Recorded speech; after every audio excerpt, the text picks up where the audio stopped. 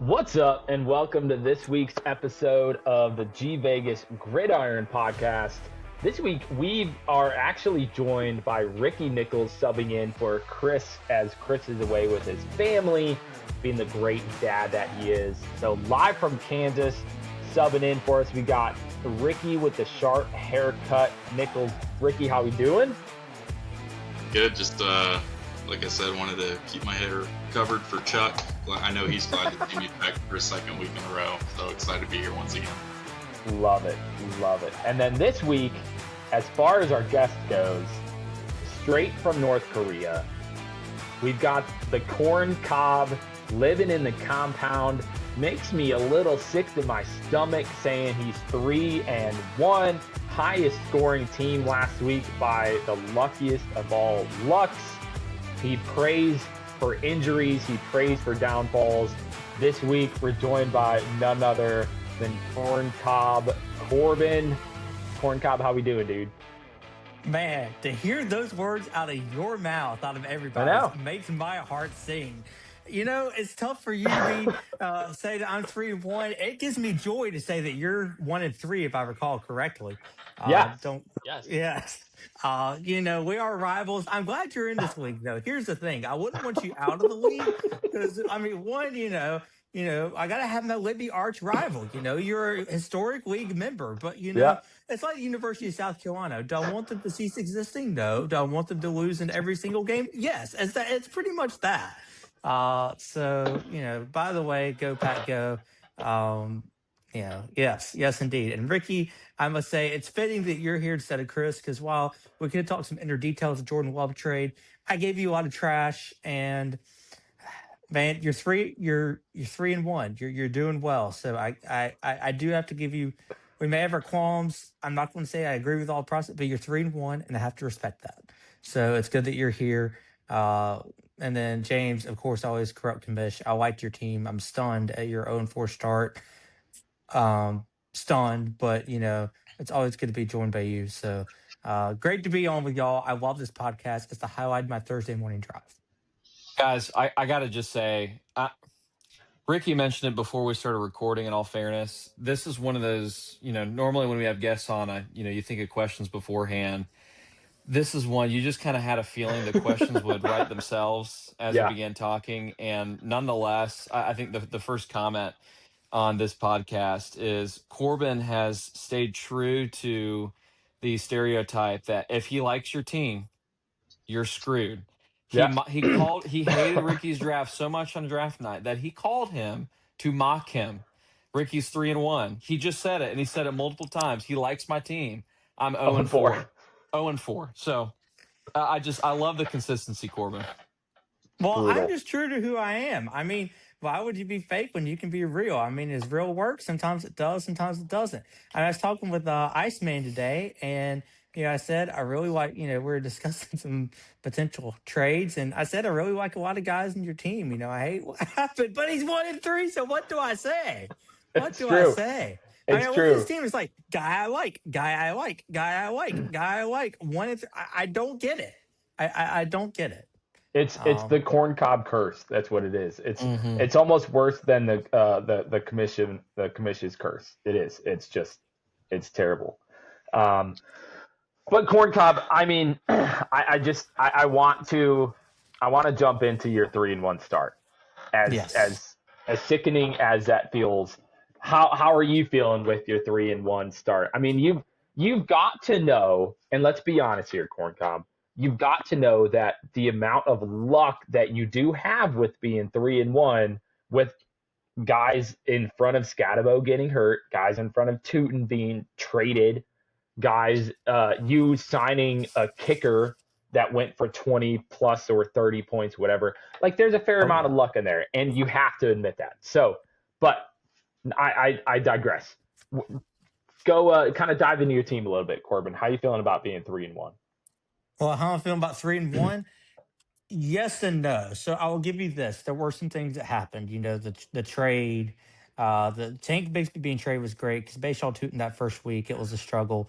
The Tyron Tracy, I have him, and well, I know no other leagues matter, but I did hedge and take Tracy in my other draft.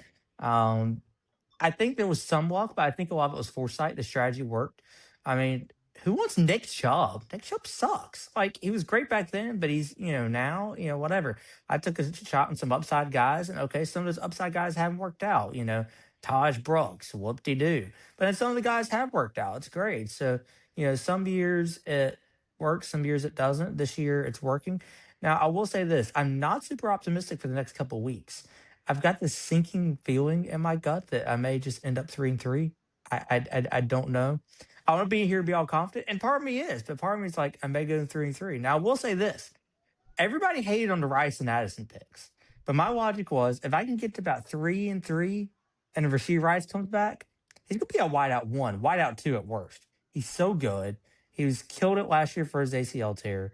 So or whatever Travis Kelsey you POS did to him. So yeah, I feel good about it. A little nervous, but I feel good, and I love reveling in the hate of the haters.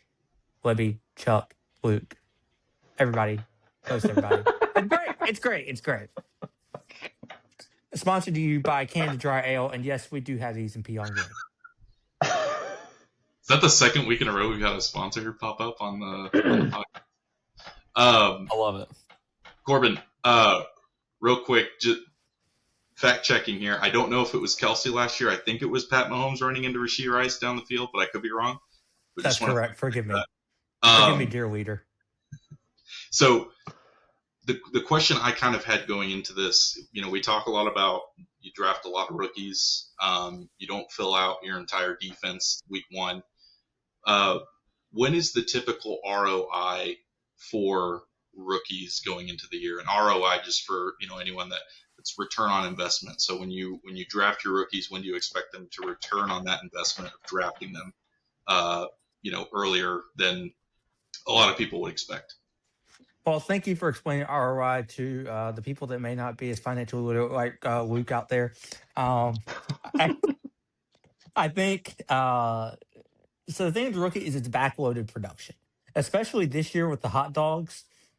I think that influenced a little bit. I love rookies, but I'm like the hot dog thing. You really got to win one game week 15 through 17. And ultimate goal is to win championship. But if you don't do that, win one game 15 through 17. I think that was part of it too. Rookies are back weighted. Some of them are going to be great, and some are going to be dead weight, and some of them take time to blossom. Justin Jefferson in that crazy year he had, like first week he played behind KJ Osborne, and then he turned out to have this ridiculous season. Sometimes it just takes a little time to marinate. Sometimes it doesn't. Sometimes they suck. So did you just admit to playing for week 15 and 16 instead of the championship? Yes and no. So that's a lawyer answer. Okay, in the sense of no, I played for first, right? No, like I play to win. And rookies are very volatile. They can do really well or they can do not as well. You play for first, right? So you take the home run swings and you hope that you hit them. Because I had this debate actually before draft. Do I want to go with some more steady picks or do I want to go upside, especially in a league of our nature? And I thought about it. I'm like, I want to go upside because you're playing for first. So I did that. But the 15 through 17 and the corncob the hot dog thing, that was just a side bonus too that I thought of actually on the spot right here. Yeah, but Corbin, you draft this. Sorry, James. You draft this way every year, though. Like it's not like this year is an anomaly. This is your draft stats. You do this every year.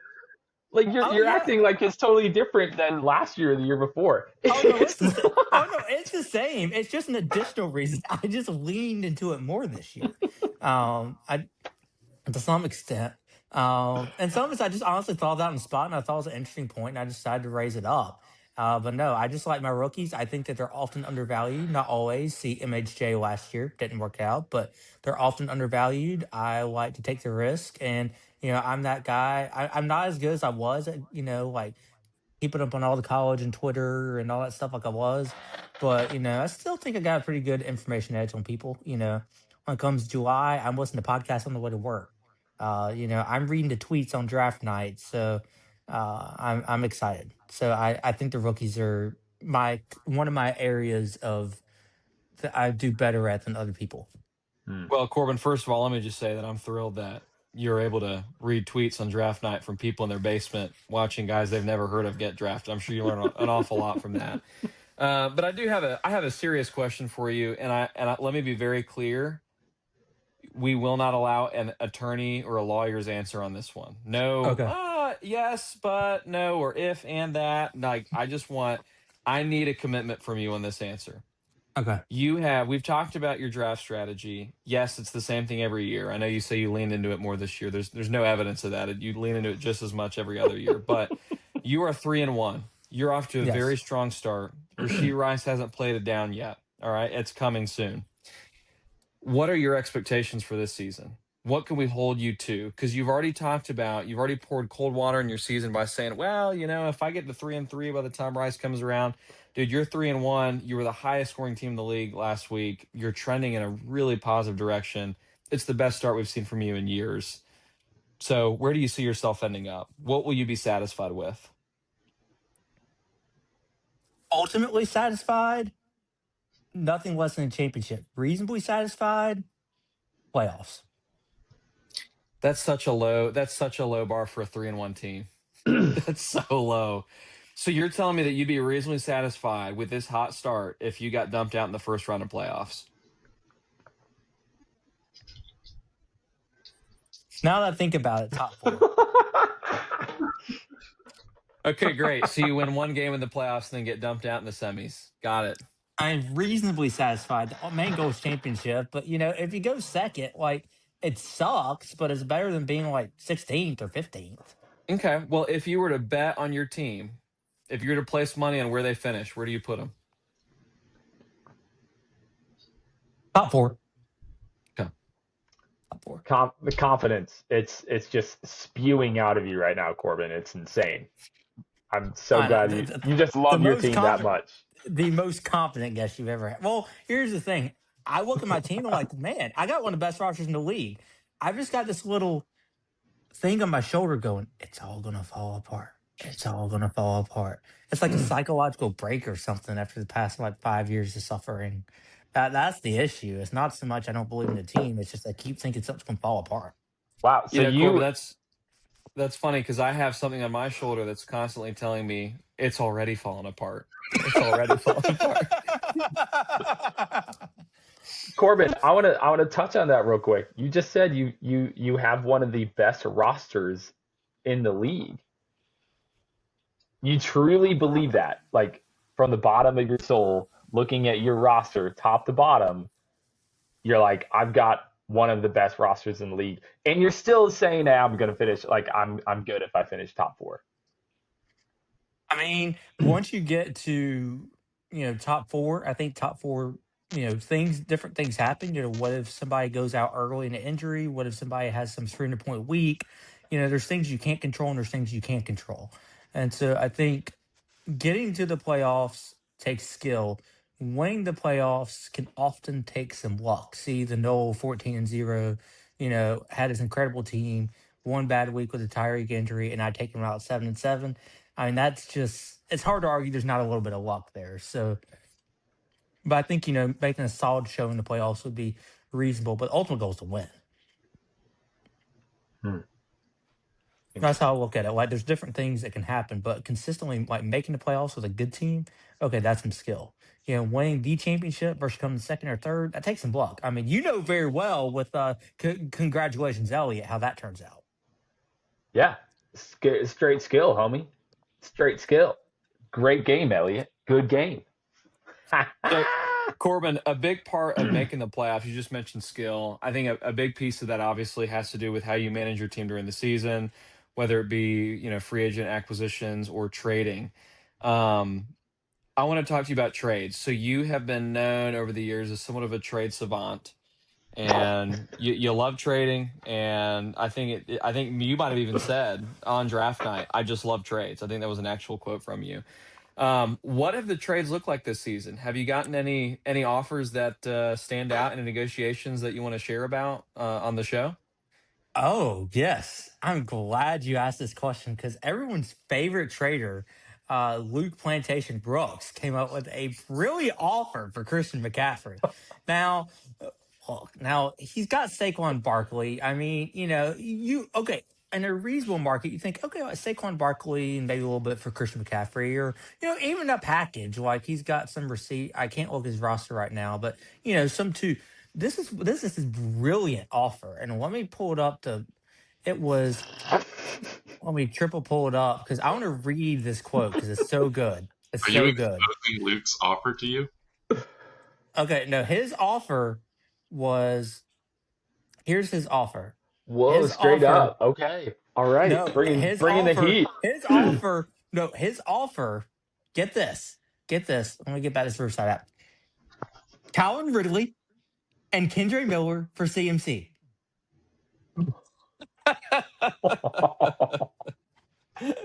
And your response? Well, I decided I was going to ignore it, but I'm like, okay, let me make a little bit of, let me just give it. Okay, here's this thing. He said, hey, brother, you guys are brother. I wanted McCaffrey. I just sent you a trade. I'd love to make a trade with you. I think we can complement each other with some swaps that benefit both our teams. So then I essentially say, did you use a trade calculator for the trade? If so, can you send me the screenshots? What's your logic behind it? I don't see any value in this for me, but I'm genuinely trying to see your perspective. You have to do a lot better, but I want to look through this process. Like, what's your logic thought process? I'm just using Siri talk to text, so it's weird. That's why. All good. Well, I propose favors me in a trade calculator because McCaffrey is ranked so high. But the way I weighed it out is this. McCaffrey is incredible, but it's a high injury risk. It's almost impossible to weight that aspect accurately. Ridley has not been great, but we know is a top talent. And the Titans are slowly starting to figure out their offense. So I know I have a good second half of the season when it matters in our league. Miller is RB2 and NO and shown he can be elite. So I'm taking the risk of an injury-prone stud when McCaffrey have given you guys a high upside. And so I essentially said, yeah, how much it favored by per fantasy pros, because that's Luke's gospel. I mean, the second gospel after Jesus, of course. Then he says, and I say the Titans are bottom 5 offense. Ridley's outside my top 100. I was a Kendre Miller truther, but, he's way outside my top 100. He's like, your top 100 for Ridley? Dude. Wow. Okay, that's how I'll see it. How do you want from McCaffrey? And so I give him a little bit more of a, I do give him a bit of a high offer trade because I really don't want to trade him, but I'm a trade guy. I'll entertain. And so he says that Fantasy Pros is showing him around a 10% swing. He gets up to 112%, and I'm at the bottom of the league, and so it doesn't make any difference. And so he says Barkley is off the table. And I mean, at this point, I just think negotiations are fruitless. So what's the point? But that I forgive me for going off the camera, but I just wanted to read that close to verbatim because Luke can't trade. Luke sucks at trading. Luke is unreasonable. Mr. Luke Fantasy Pros Brooks. Like, I think we should ban Fantasy Pros draft calculator because at this point, like, I'm fine with using all the cheat sheets you want, but when I used Fantasy Pros calculator back in the day, like in early college when I was starting to not suck anymore. I used it because I wanted a year or two as kind of like a crutch to kind of see, okay, give me some logic, and now wean myself off it because I got better things. But there wasn't as much thinking involved when you just click the Fantasy Pros button, click the Fantasy Pros button. And I think that's what Luke does, and he just comes out with unreasonable crap. So he tries to get his trade up by 10%. Luke. Whenever anybody ends up with a team with Luke, it's just like good luck getting them. Calvin Ridley, Kendre Miller, and I'm a Kendre truther, and I let Calvin come into the season for CMC. Get out of your mind, man. Corbin, the comment that stands out to me that I just love there is that the Titans offense is slowly figuring it out. To make that comment after they just got shut out by the Houston Texans, shut out. I mean, their offense has actually regressed every week this season. That is a priceless comment. Yeah, that's how he sells his Corbin, insurance to people. Then he gets. But Corbin, he's doing this for you. He's doing this for you, Corbin. It's tough for him to take on an injury-prone CMC. I mean, he doesn't want you to have to deal with an injury-prone CMC. So he is willing to take him on for you, Corncob. I mean, that's just heartwarming. What a guy. What a great guy. Right. It's servant leadership. I hope his church knows about this example of servant leadership. If he serves his, servant leadership, his wife and his family, the way he demonstrates service leadership in this league by offering to take on the injured CMC. I mean, what can I say, man? One of the best. So Corbin, we talked a little bit about trading, and I think there's still more there that we could potentially ask down the road here. But I want to talk a little bit about your top of the league roster here. you're so confident this week, and granted we've got a couple days till the Sunday games start, but you're so confident this week. You've got 2 DB spots empty. Can you talk to me a little bit about your strategy, especially at the beginning of the year, leaving some empty spots? I know it's to have extra roster spots on the bench, but like we talked about, you can't be going into the first 5 weeks with empty roster spots and expect to win games consistently. Well, I'm 3-1. Is that consistent to you? The others. But those are the weeks that you filled out your roster, right? Well, here's the thing.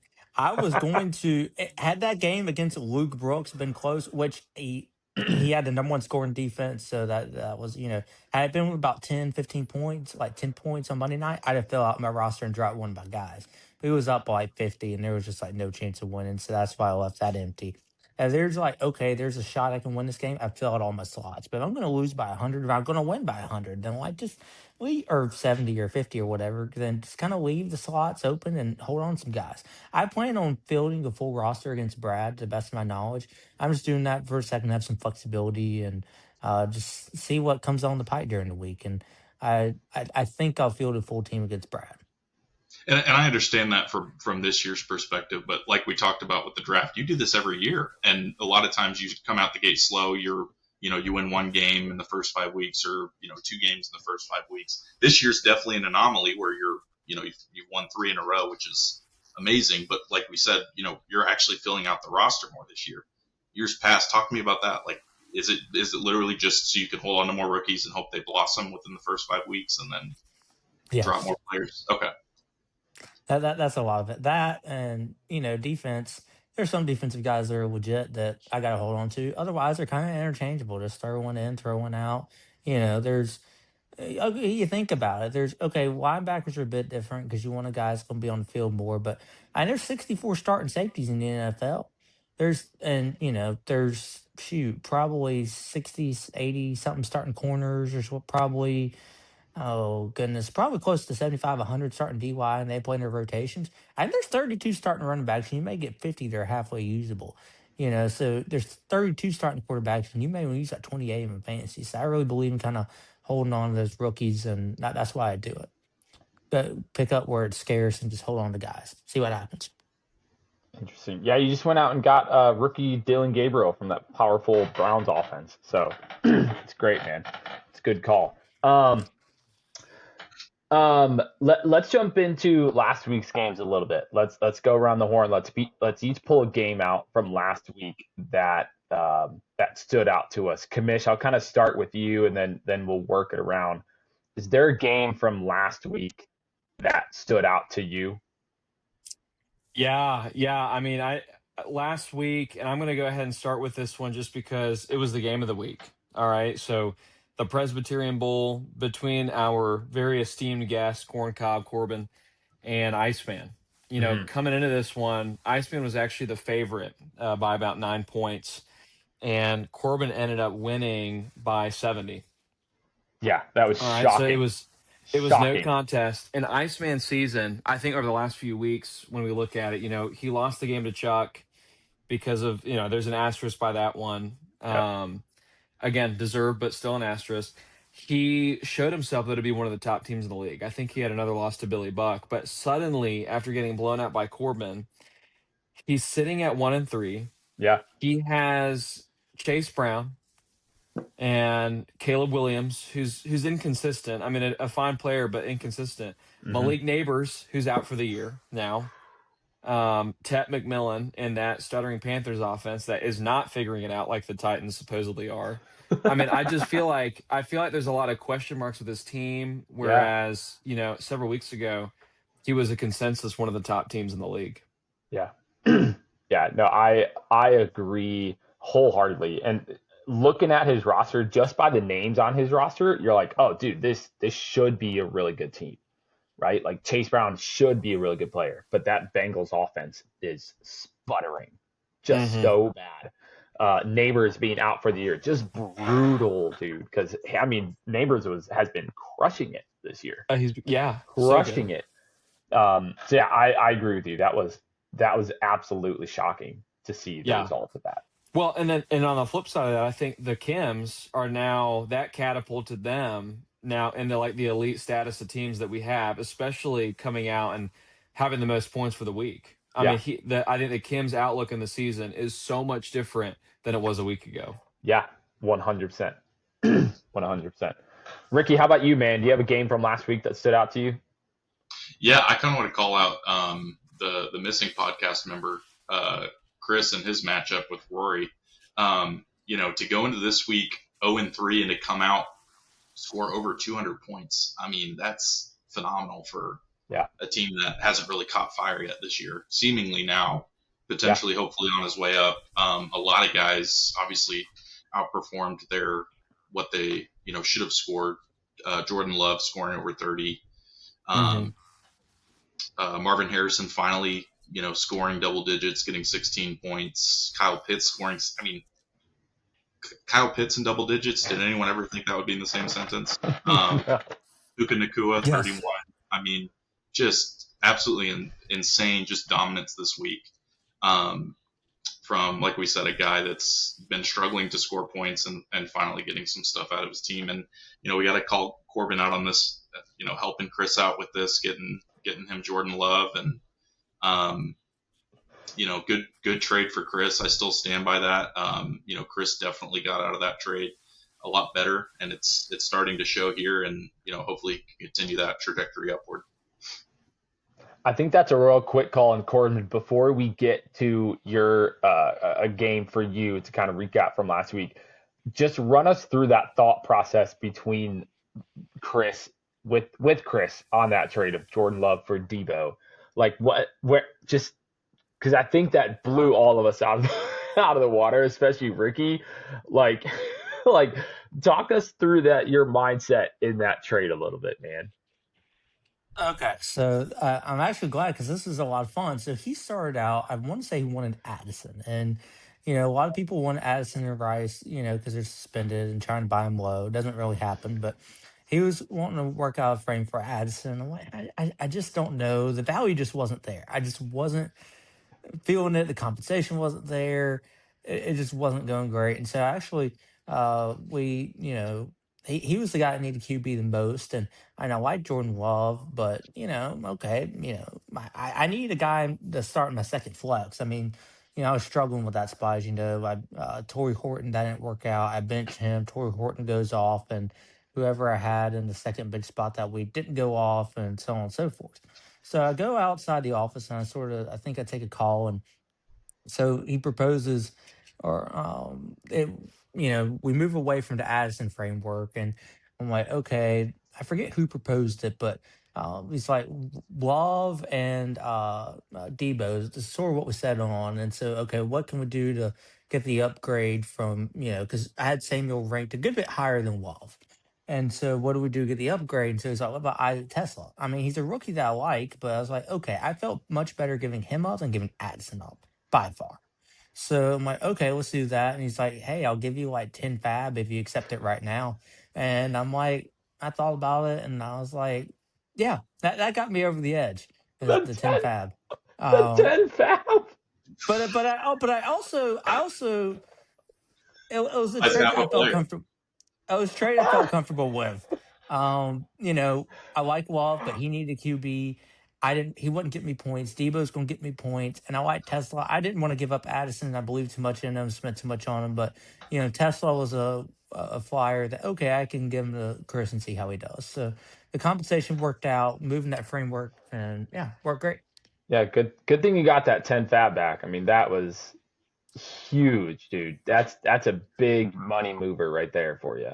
That is. I think what was shocking, Corbin, is you traded for a Gamecock. I think that's what everyone did. You go into it like, yeah, I want to get this guy on my team? No. I'm not a Debo guy. I don't particularly like Debo. He's a Gamecock. I don't know if I've ever had him before this year. I have to check. Just not a guy. But I looked at the value, and I'm not going to go and get like a. I had Samuel rank, or the rankings I've used had him around top 75-ish, and Love was like around 100.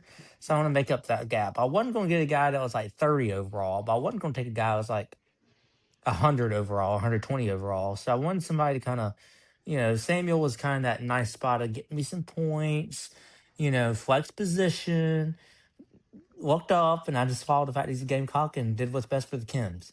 Well, I think the best part about that is that you accepted the trade, Kamish pushed it through, and then within 30 seconds, Debo was on the block. Yeah.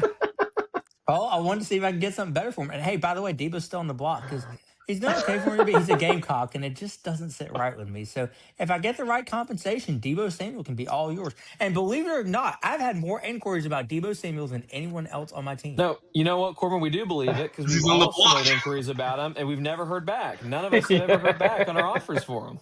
Well, but he's a trading guy. But Corbin's a trade guy. But he's a huge trading guy. Yeah, I talked on the phone with multiple people today about trades, so I'm getting better at this. Okay, I'm getting better. Okay, all right, sure. All right, was there a matchup from this past week, Corncob, that stood out to you? So I want to make sure who'd y'all go through. Who'd you have, Libby? Well, he hasn't gone yet. Okay, he hasn't gone. Corbin, I did your matchup with Iceman, and Ricky did Chris's matchup with Rory. Okay, I just want to make sure I don't duplicate because I have two I was considering, and if he had one, I didn't. If he had prepared notes, I don't know. Yeah, no, I'm glad you're paying attention. Well, it's a clown show over here, so I want to talk about. I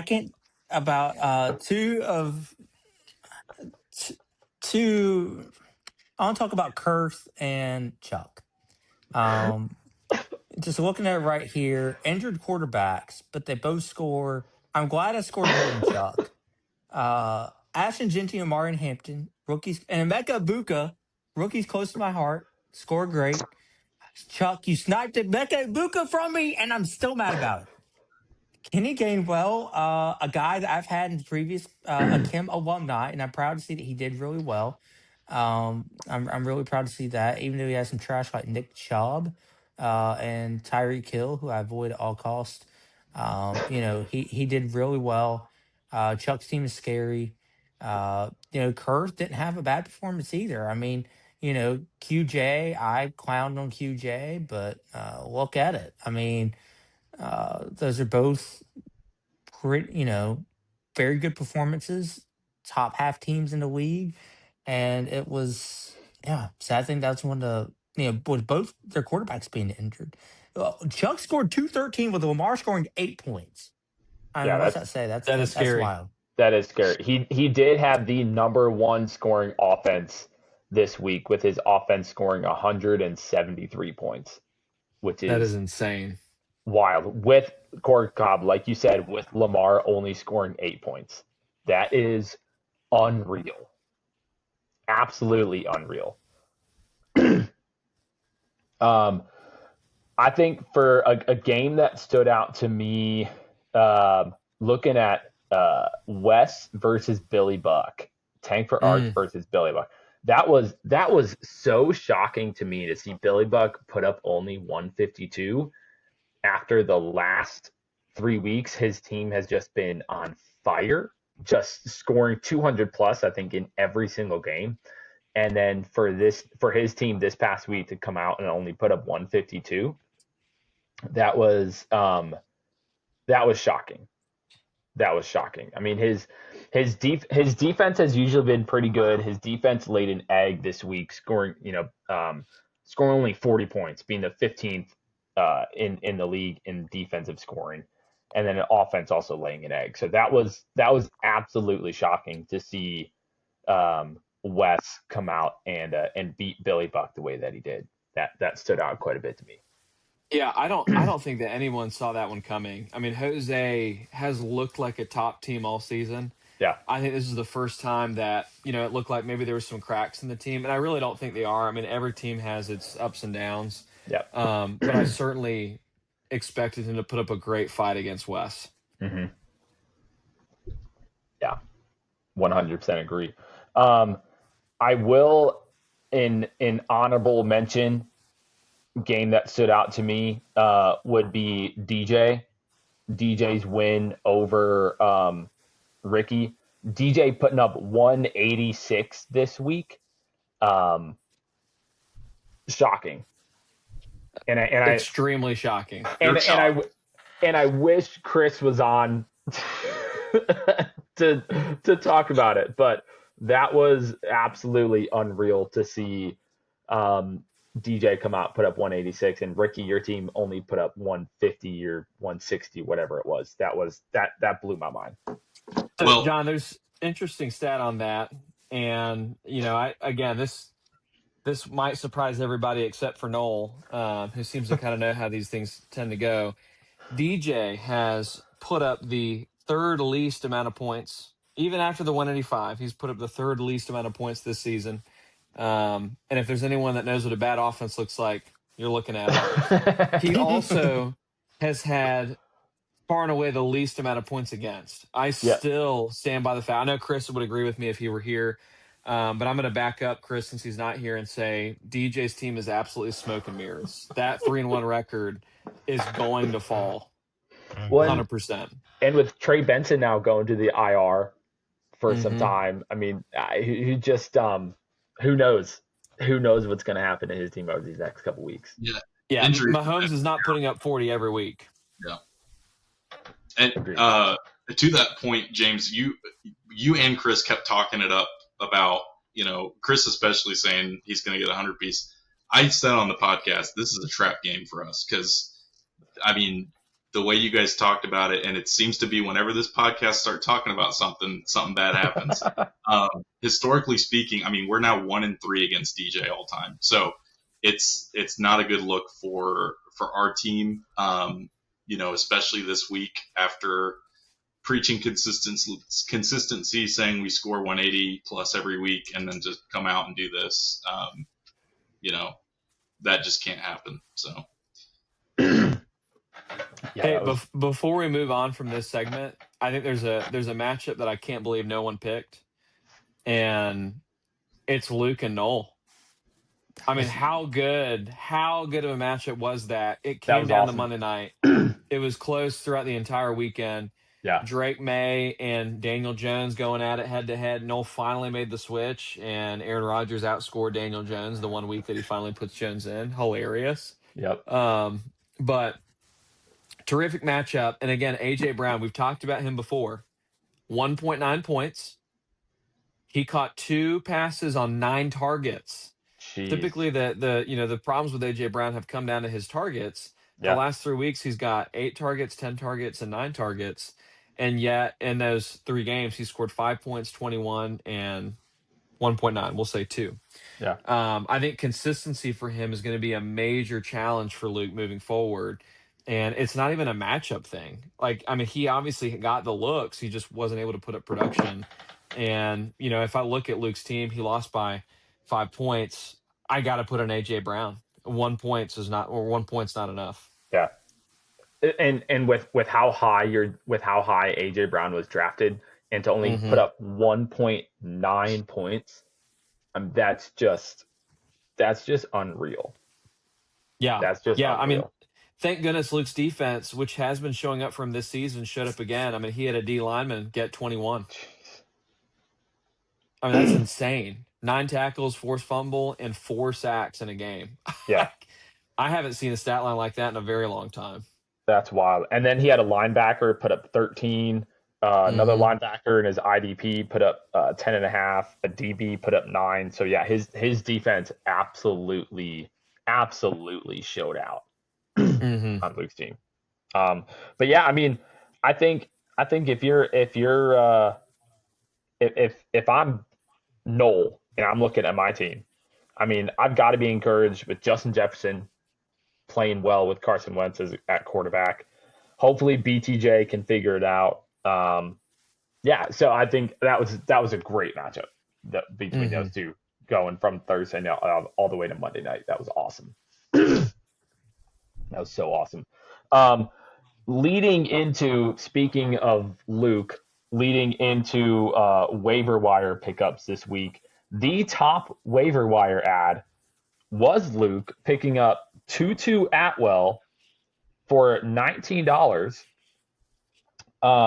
Where Tutu, he scored 16.8 this past week against the Colts, but the previous 3 games combined, Tutu has scored 0.9 points on the season. This past week, scoring almost 17. So Luke, with the big time pickup, didn't beat out anybody because no one else bid on him. Tutu Atwell, $19. Props to you, Luke, picking up Tutu Atwell. Outbid everybody. I know Corncob was looking at him, but not this week. I don't know if, because we talked about it on the podcast last week, and maybe Luke doesn't watch the podcast, but 28% of snaps this week. He had 2 targets. He caught 1. Like, we're looking at such a limited amount of targets and snaps that he's actually on the field.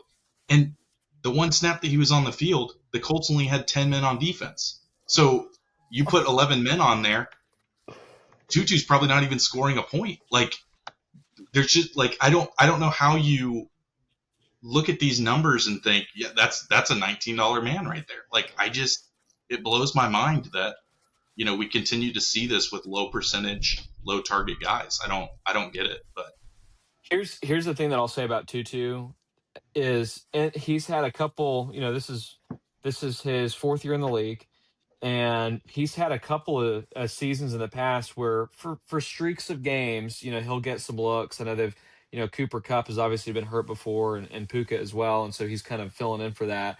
The coaching staff, though, were singing his praises after the game.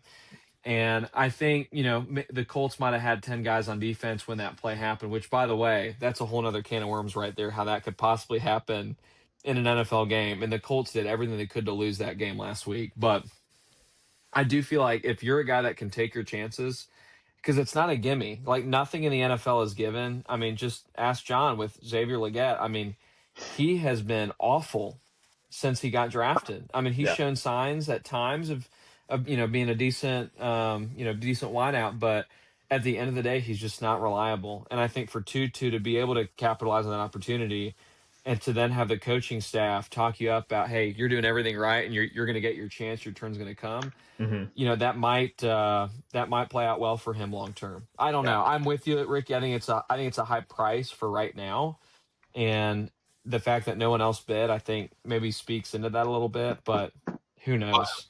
We talk about the high praise before. I mean, look at Henderson. All he got was high praise preseason, and that's why you went and got him, right? But it's one thing to speak highly of a player, but then to turn around and give him 28% of snaps. I mean, that's like, how high of praise are we talking? Like, not high enough to give him opportunities, but Yeah.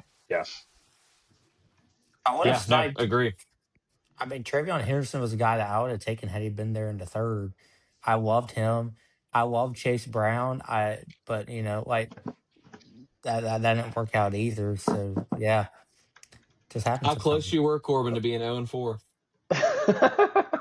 I know. Well, I don't know if I would have taken Chase Brown at 25. I would have taken Travion Henderson instead of Travis Hunter. I would have. Yeah, I was stuck on him. But another one free agent acquisition I want to talk about. Iceman, by the way, I don't know if you guys noticed, he pretty much rebuilt his whole defense. All right, and he sniped a lot of guys that had people interested. Josh Joby, Seattle, DB. He has he's put up 6.5, 4.5, 11, and 6.5. I mean, that's the kind of guy I'd want on my team, and I actually bid $5 for him. Yeah. But it just wasn't enough, and 5 other teams submitted a bid for him. Iceman also locked in Cedric Gray, linebacker from Tennessee, Akeem Davis Gaither from Arizona, linebacker. I feel like there was someone else that he got too, but maybe not. But it was looks like it was just those 3 guys. But Iceman are really rebuilding his defense right now, just in time for our matchup, which I'm super excited about. Also, I do want to point out Brad with Juju last week. Not sure. Hilarious. That was fantastic, Brad. Well done. Every 2 days, every other day, just adding him, dropping him, dropping him. That was fantastic. And then Juju actually like caught a touchdown and actually like played decent enough this past weekend. I thought that was just so awesome. Well, and did you see that Juju has a new home? Yes, I saw that. Someone picked him up. I can't remember who it was. Chuck's got him, so you know he's about to go off. Yes. Well, he's a veteran, just like Chuck's wife. I mean, he's a veteran now, so yeah. All right, let's jump into a couple matchups. Let's jump into this upcoming week as far as matchups goes. First one, Ricky, I'm gonna Kamish. I'm actually gonna hand it over to you and just call out the game of the week here. Kind of tell me what are you thinking as far as game of the week? Yeah, again, we've got a lot of really good matchups this week. I think the game of this week has got to be Philly cheesesteaks versus Dolphin Death. Two teams that are 3-1, two teams that are atop of their respective divisions, and the two old school guys in this league going at it head to head. I'm super excited for that matchup. Yeah, that's going to be awesome. I mean, with Chuck putting up the amount of points he did last week, with Dolphin Death having honestly a low week this past week, and thank God he played against me, the lowest scoring team in the league this past week. I mean, Dolphin Death still is Josh Allen and Breece Hall. I mean, I mean that two-headed monster is tough. Well, and Chuck's out Lamar. So that's going to be a big factor in this one. And Josh Allen is playing a Sunday night football game against New England. All right, so primetime, division rival. I mean, Allen could easily put up 40 points in that game. Easy. And I think it'll be. I think there might even be a little bit more in that game because Stephon Diggs playing against Buffalo and I love love that matchup. Yes, I think that one's going to be a great one to watch starting Thursday all the way to Monday night. Ricky, how about you, man? I'm going to toss it over to you as far as Golden Reaper versus Iceman. Give me what are your takes on that upcoming matchup, dude? This one is kind of difficult to predict just for the fact that Iceman's team has been so inconsistent. And I think this is a really good opportunity for James to get on the board here with a win. If he can get his rookie running backs to get up and running this week, I know Henderson's been behind a couple of Butterfingers with Gibson and Stevenson, so maybe they're on a shorter leash and he gets some looks this week against Buffalo. But I think the key for both, we talk about this with a lot of matchups, is just going to be quarterback play. Can Kyler Murray take advantage of that Tennessee defense, and is Bo Nix just going to get completely blanketed by the Philadelphia defense? I think that's what it's going to come down to. But if Bo Nix can figure it out for James, I think James might get his first win this week. Kamish, how you feeling, man? It's nice to hear, but I also know that I might have two guys ruled out by 110 on Sunday afternoon. That might sink my odds. But no, I agree with Ricky. I think this is an opportunity. I'm not going to say that I'm favored because I don't believe that, but it's definitely an opportunity to strike while the iron's hot. And we've got, Iceman's got some injuries and some buys, and as do we. But you can't be picky when you're 0-4. Corncob, talk to me about this week's matchup between Rogue Broncos and Billy Buck, man. What are your thoughts on that matchup?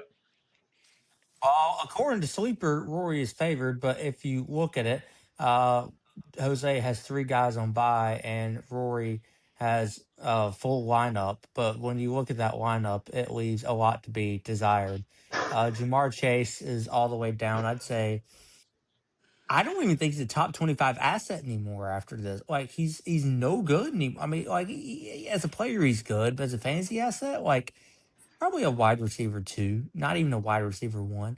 I mean, I like Ian Emmanuel and draft time, but I mean, you got.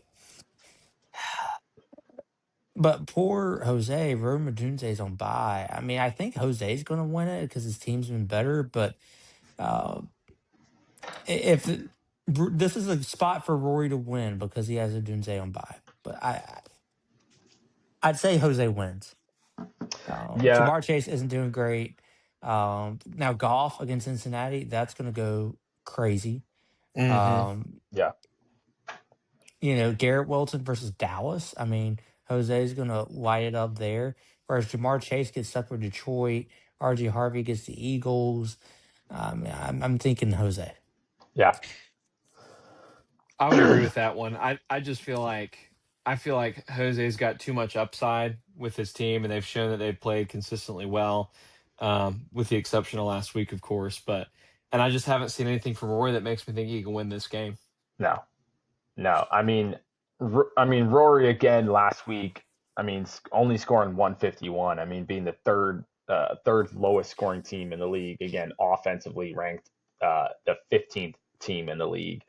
I mean, it just offensively, his team is just. I mean, when you bank so much on Jamar Chase and then nothing from him, right? And that's just a really tough spot to be. Plus, he had James Conner go down for an injury. That sucks. And so trying to just piece together his offense now, I mean, I think that's I think he's in a tough spot this week against Billy Buck, man. And it's unfortunate because it's not even like Chase is injured. It's just Joe Burrow's not there, obviously. So it's like he's still got the player. It's just the production. It's just not there. Yeah, I agree. I'm looking at Children of the Corn versus the Bad News Baby Mamas, and I really like this matchup, and I think this is one that's going to be really tight all the way through. I mean, according to Sleeper right now, I mean projection, Ricky, you're at 59 versus Noel at 41, and I think it's going to be a heck of a lot closer than what that projection actually says. Because you got some guys on Noel's team that are starting to play well, right? Like JJ playing well, Daniel Jones is going to play well, Kamara's consistent. But then on the flip side, Ricky, you've got Jonathan Taylor, who's been crushing it, Judkins, who's been insane for you, Tyler Warren, Ladd. Ladd McConkey has struggled so far this year, but he's still got Herbert throwing the ball. He's still Ladd McConkey. He's still trustworthy by Herbert. And so I think that right there is going to be a matchup that will be super tight all the way through the weekend. I love that. I love that matchup. And Corncob shaking his head, which makes me more confident about Ladd McConkey coming on late here because, he's not very high on him. So hoping that pans out for me. You know for sure that it will because Corncob's shaking his head. You know that. 100%. Yeah. And for that reason, I'm picking Ricky over Noel. Yeah. Yeah. Actually, looking at it, I do think, Ricky, I do think your team is going to ultimately get the dub. But I think it'll be tight.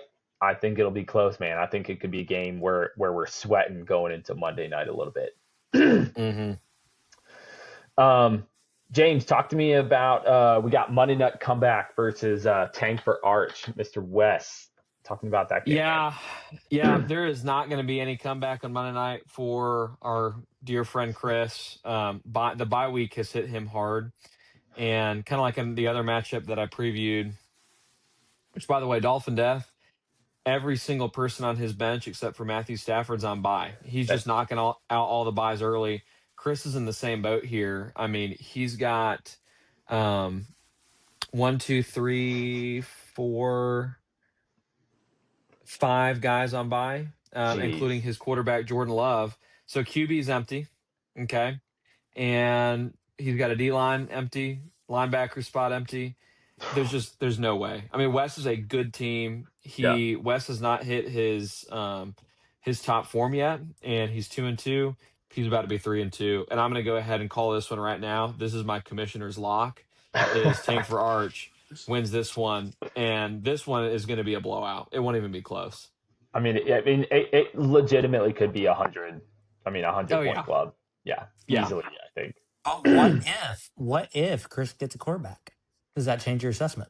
Are you trading him Hurts? No plans of that. No. For Jordan, Do you have for any? Jordan Love, for Jordan Love. No. Do you have any other NFL MVP favorites that you can just trade over to Chris? For the right price. Okay. Well, Chris, I hope you're watching. Hope you're paying attention to that because that could change things. But no, I mean, even if he adds a QB, I still think West takes this one by double digits. Yeah, agreed. Ricky, talk to me about my matchup versus Cox on top, man. Yeah, obviously Purdy being officially out tomorrow night's going to hurt. Basically forcing Kurth to start unproven Jackson Dart. I know he had a good game against the Chargers on Sunday, but I think you kind of see defenses struggle against rookies that just don't have a lot of tape. And I think Dabble's still a really good coach. He can coach a quarterback and knows what his players' strengths and weaknesses are. And I think we really saw that Sunday with Dart being named quarterback. So they play the Saints. Saints have a pretty decent defense. I think they'll give him some fits. Just looking at the matchups further down, you've got John with Gibbs, obviously.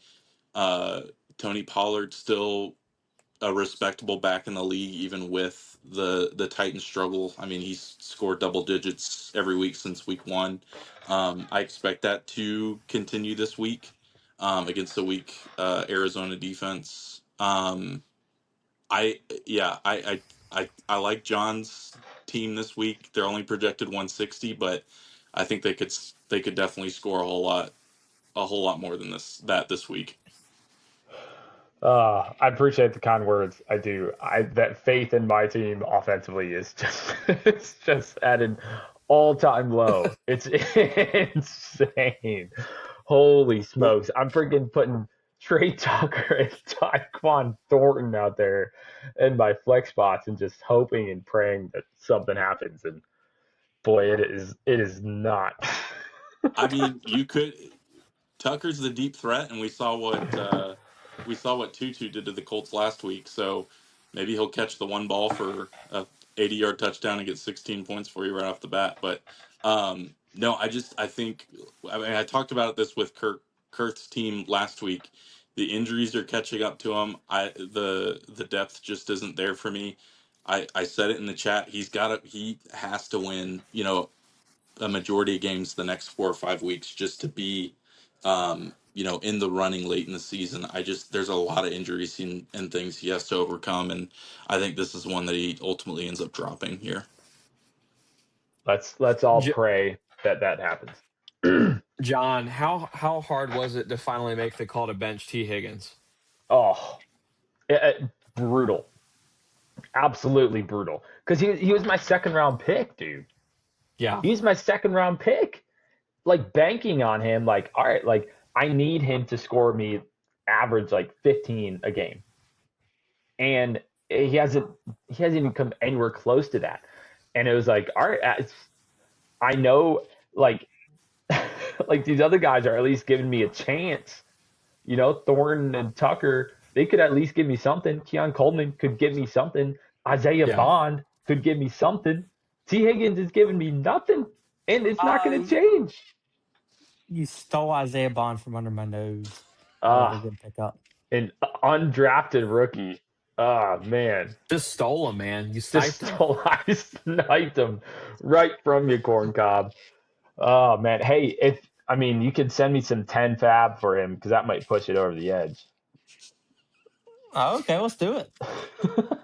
Yeah, John, I hope for your sake that you're able to capitalize this matchup. Again, like we talked about with mine, it's an opportunity for you for sure. I do fear that Jackson Dart just absolutely balls out this week, and I could actually see the Purdy injury giving Kurth the win because I don't think Purdy would have had a great game against the Rams anyway. No, I agree. I could 100% see Jackson Dart going for like 40 and then somehow again Herbert just craps the bed and has like 12 and then I'm done for. Like I would not be surprised if that happened. With that being said, are you even considering the Geno Tucker stack this week?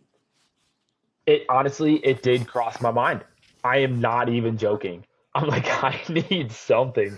Like if he does hit like a 50, 60-yard bomb because the Colts are struggling against outside receivers, like, maybe, but then I don't know.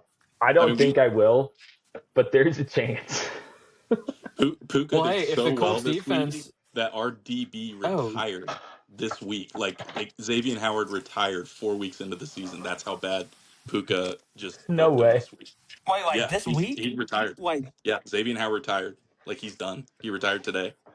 I Like didn't even know that. yeah. That is So awesome. and That we is are so awesome. we are so weak at defensive back. I think Tucker could have a game this week. Here's the thing, John. If they're going to play with 10 guys in their defense, hey, I probably should. That'd be smart managerial to go right there. Absolutely. y'all remember that quarterback that retired at halftime? Was he a Dolphin or a Bill? Bill. He was Bill, yeah. Bill. I couldn't tell you his name, but I do Vontae remember Davis? that happening. Vontae Davis, I think. All right. Yeah. Corncob, we got to wake you up here. So talk to me about DJ versus Mav this week, man. Wake up a little bit, dude. Talk to me about this upcoming matchup. Okay, DJ versus Mav. Let me pull it up here on my screen. Oh boy, so Mav's got a 71% chance of winning. Oh, great. Although I don't think DJ's really filed his roster yet. Oh goodness, it pains me to say this. It really does, but this is probably going to be a Luke win. I mean, Luke's got some underperformers that can perform. DJ is looking at starting Raheem Mostert and Isaiah Pacheco as his starting running backs. So what does that tell you, man? What's that tell you? DJ. I'll discuss his team when we do the top three, bottom three kind of thing. But yeah, it's going to be Luke, sadly. Corbin, do you feel like this could be 100 club?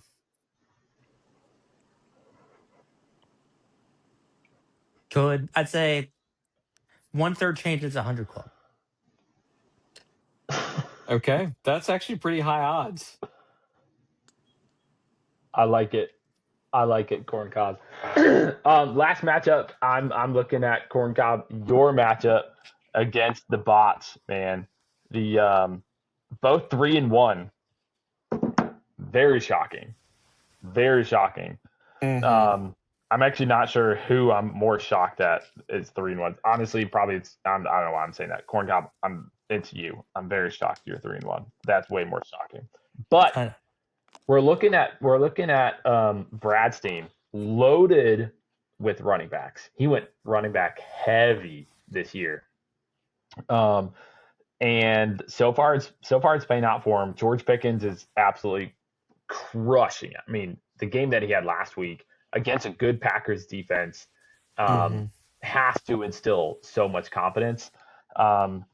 And with him putting up the amount of points that he did last week and Nico still struggling, like playing okay, coming along, I think that's got to instill a lot of confidence into Brad's team.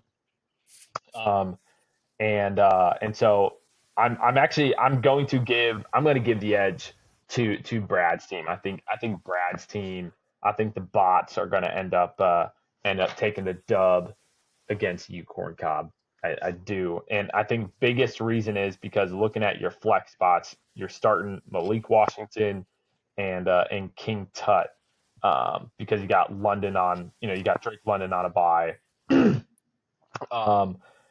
you've got all these other rookies on your bench, but I think that's why I think the flex spots I'm giving the edge to the bots. John, I'm going to agree with you on that one. I'm taking Brad in this one with one caveat. We have yet to see Jacksonville play in a primetime game. They're playing against Kansas City. If for some reason Travis Hunter has his breaking out game this week. I mean, it could happen. Primetime things just tend to happen. Yeah. Travis Hunter is somebody that I see on Corbin's team that potentially has a big game, could give him the edge. He hasn't done anything yet that has really astounded anybody. I mean, he's consistently scoring around 7 points in that DB slot, but to have a DB potentially score 20 would be pretty huge. And I think Trevor Lawrence and that Jags offense is really heating up. So that's one to watch for me. Yeah. Good call. I'm going to go against the grain here. I think Corbin has a slight edge just because of Washington, actually, John. Really? Washington going up against Carolina's defense after Tyreek Hill going down. Waddle's going to get most of the looks on the defensive side. I think Washington sneaks a really good game in, and that might give Corbin the edge in this matchup here. Because looking at everything else, like they're pretty evenly matched everywhere else, but I really like the Washington pickup. And again, not just because Corbin's on the podcast here, but I think Washington against that Malik Washington against that Carolina defense. I think if he puts together a really good game, this may be a slight edge for Corbin this week. Interesting. All now, right. caveat I here, like it. if Corbin fills out the rest of his defense, let me add that in.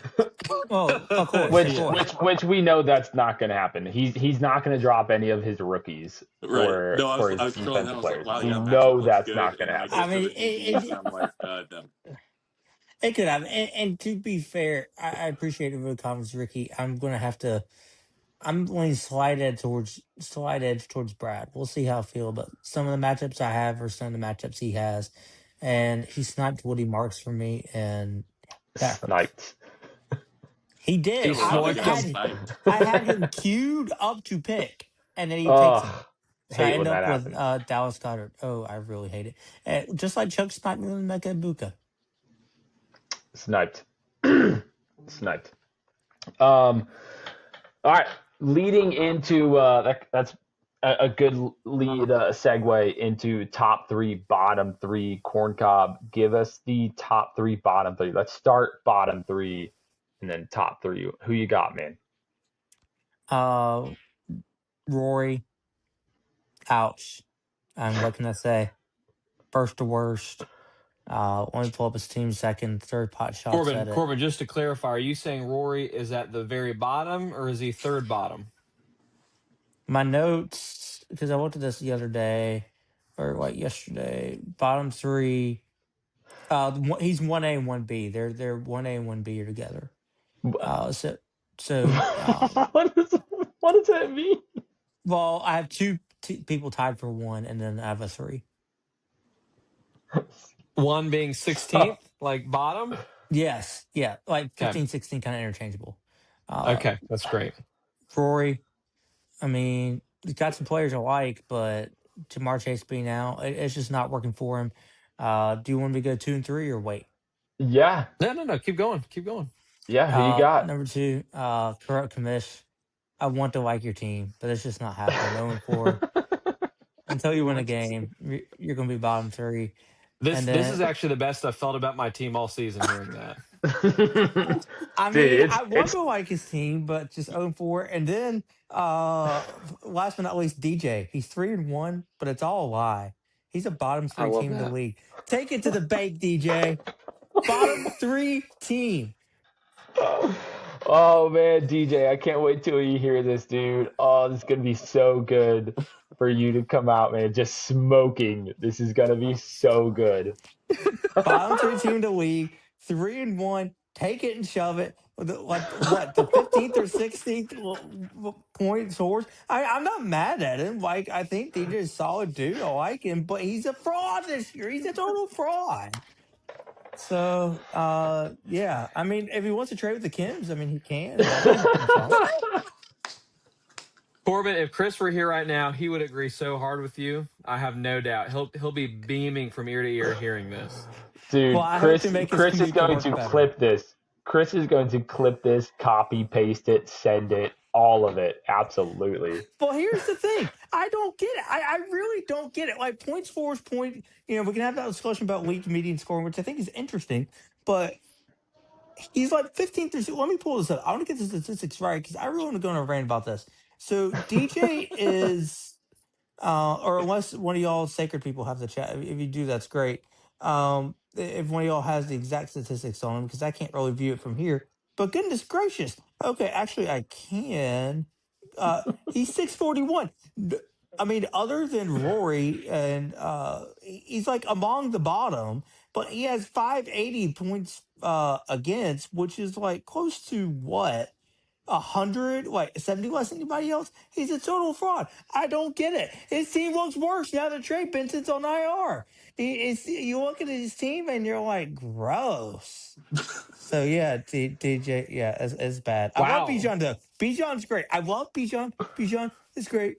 But yeah, it's not looking so hot for Hating DJ. on DJ really woke Corbin up there. I mean, he just came alive to hate Holy DJ. Smokes! The unfortunate part You're about falling this asleep. Well, Sorry, you got to Tom. give me something I have an opinion on. I mean, I don't have a major opinion on these matchups, but like, give me an opinion on a team or a player, and I can go off. So The unfortunate part is Corbin doesn't play DJ this year, and I think that would just be must-watch TV if they matched up this year. Next year, opening game. No, Please. that's not fair because that's giving DJ a bye. Opening game. That's not fair. Corbin week 1 is the most sure thing in this league. So that's why you had to stop fair. giving your. So that's why you had to stop giving yourself week 1. Be yourself week 1 like you used to. Yes, because it became uncompetitive once you went with this rookies only strategy.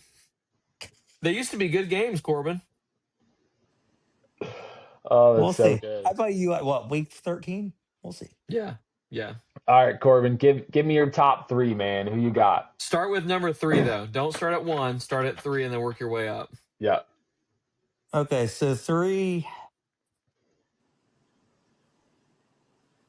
It's.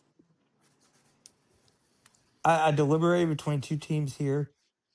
Do I want to be that guy and go with myself or not? I don't know. Hey, Well, Luke did. Well, I don't be like Luke. So I think you just answered your question. So I'll go with Jose. Okay. You know, how humble of you. Well, see, before this week, I'd have gone to Jose, no question. But I don't know, but it's still Jose. I'd say number 4, but Jose's number 3. James Cook has exceeded all expectations. I clowned the pick, and you got to put the clown mask on me. Roma Dunze, he was a guy I was kind of targeting, but he is an absolute stud. I don't love his bench, but I think that Jose's got a very good team. So you want to go 2-1, or y'all go around and do 3-2-1? No, do 2. But Corbin, I just want to say I'm really glad that you went with Jose because he has, even despite this past week, he scored 150. You scored 220. He still outscored you in the season by 70 points. Okay, Yeah. so I'm really great. Or no, excuse me, 50 points. But I'm really grateful that you humbly went with him when he's outscored you by so much. And he also leads the league in points against, by the way. Yeah, that's Jose's team. Like, I think his team's better right now. I'd say number 2 is Brad, which is why I'm not feeling good about this week. I mean, Jane Daniel, a guy like Nico Collins, a guy I was targeting. I'm glad I got CMC instead, but still, but execute that little draft day trade that was fun. Woody Marks, one of my guys. Chris Rodriguez, a guy I had in the past. I mean, poor guy. He's got Jalen Warren on bye. I mean, out, and I think he's one of the best teams in the league. So I think that he's number 2 for me. And then number 1, it pains me with every fiber of my being and my heart. Chuck. He does stupid things like taking Nick Chubb, but then he does brilliant things like taking rookies, Ashton Genty, Amari Hampton, and Makabuka, all who are on my target list. And, is he doing great? Coincidence? I think not. Lamar, before his injury, incredible player. I had Lamar as the guy I was targeting. It pains me, but Chuck is a monster this year. I mean, Chuck's been real good. Corbin, if you had to bet the compound on a league winner, are you going Chuck? Well, because team 1 sec before I make that bet. For context, I never really bet the compound, but let's say I had This is to. legally binding. This is legally binding, by the way. I've already got an attorney on standby. Oh, if I had to bet, if you hold my gun ahead and say pick one, Chuck, Wow. Wow. Okay. Wow. and I don't like it.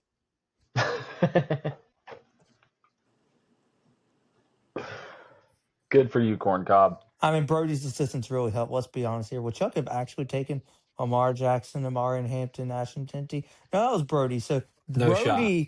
Brody is in a really good shot to win the league. Chuck, on the other hand, with the losers like Chubb and Kareem Hunt, who I was high on like 8 years ago.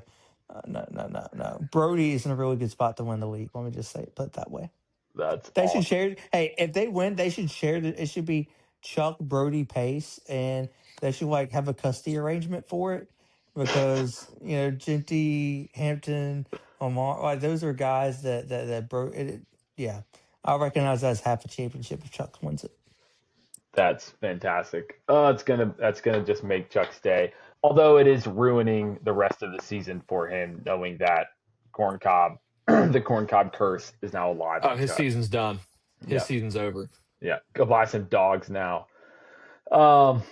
Gentlemen, this has been fantastic. Corncob with the bow tie and all. You're the man. Ricky Hey, jumping it's on. not. Hey, I also wore khaki pants. It is not just. In fact, it is not just. I went the whole deal. So. I love that, Corbin. Thank you so much for giving the show the respect it deserves. Hey, give this league the respect it deserves. Some people can't buy a T-shirt for this league, Luke. Some people. Let's do a destination draft weekend, but Luke.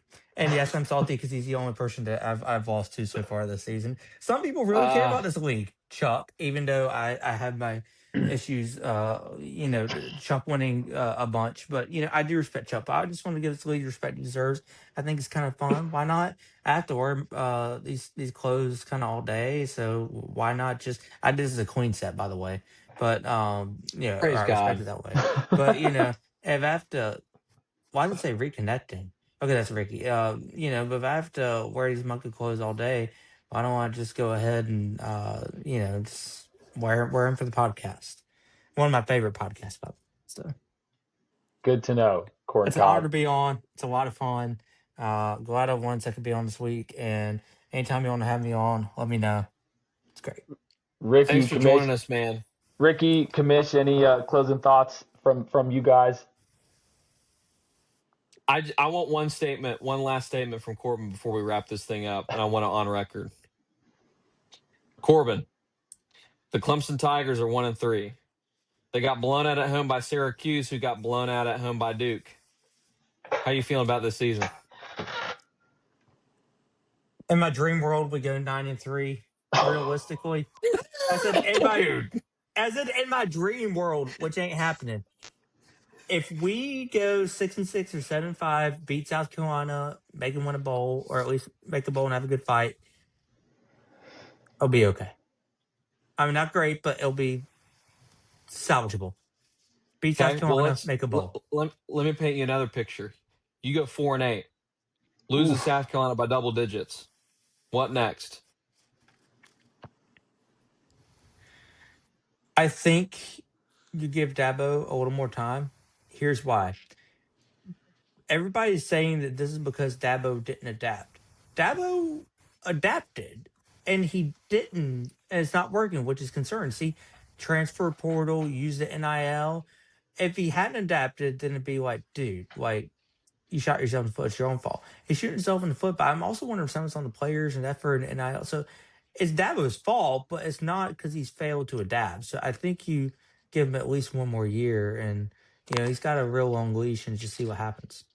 Well, that's good that you give your coach that's had like 10 straight winning seasons, 8 ACC championships, and 2 natties, one more year if they have one losing season. That's really gracious and generous. Maybe 2 or 3. I don't know. I mean, but you're saying 4. I mean, 4-8 to 0-12. That's a different story because 4-8 and 8. Yeah, but you don't fire him this year. Okay, well, good because I'm worried about getting fired from the Golden Reaper, and I just hope their fan base is as gracious as you are. Well, I know you put the league in your will to go to somebody, but don't fire yourself prematurely and leave us without a commish. So stick on for the Golden Reaper. We love having you here, even though you're 0-4. If you have to eat 72 hot dogs, you have to eat 72 hot dogs. But I'm hoping you don't. Well, thank you very much. You're welcome. That's fantastic. Ricky, you got anything, dude? Yeah, Corbin, just heck of a season so far. It's shocking to just about everyone the record that you're in. I'm sure it's not shocking to you because you do this every year, right? So hopefully you can keep that up the rest of the year, except the week that we play. Well, I'm glad that somebody is wishing me good luck because some people in this league don't. So I'm glad that you are, Ricky. It's good that we can be friends. South gang, baby. Oh, that's awesome. Guys, this is awesome. You guys are awesome. Appreciate y'all. Have a good night, everybody. Peace. See y'all.